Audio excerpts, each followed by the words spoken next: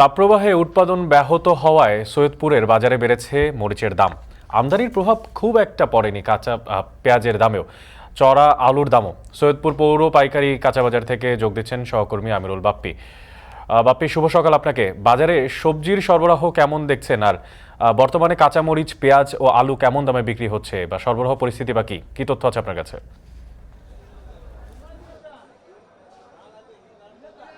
আপনাকেও শুভ সকাল।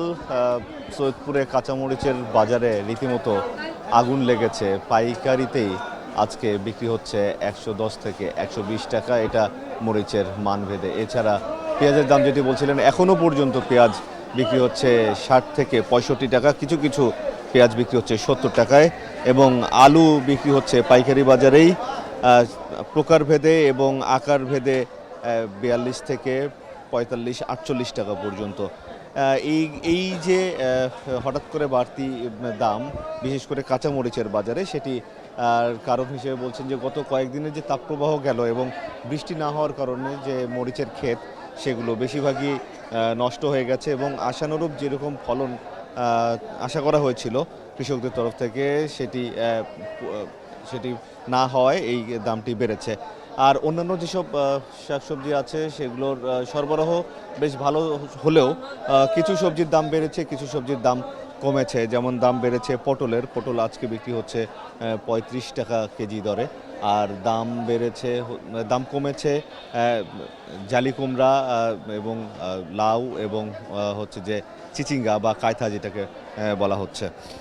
আজকে জালি কুমড়া বিক্রি হচ্ছে 15 থেকে 16 টাকা প্রতি পিস, লাউ বিক্রি হচ্ছে 20 থেকে 25 টাকা, এবং চিচিঙ্গা বিক্রি হচ্ছে 8 থেকে 10 টাকা কেজি দরে। এছাড়া মোটামুটি অপরিবর্তিত রয়েছে যে অন্যান্য যেসব সবজিগুলো আছে, যেমন করলা আছে, তারপরে ঢেঁড়স আছে, বরবটি আছে, এই টমেটো আছে। এই সবজির দামগুলো মোটামুটি অপরিবর্তিত রয়েছে। কিন্তু এই যে নিত্য প্রয়োজনীয় একদম প্রত্যেকটি তরকারিতে না হলেই না যে দুটি জিনিস, পেঁয়াজ এবং মরিচ, সেই পেঁয়াজ এবং মরিচের যে দাম এখনও পর্যন্ত হাতের নাগালে আসছে না।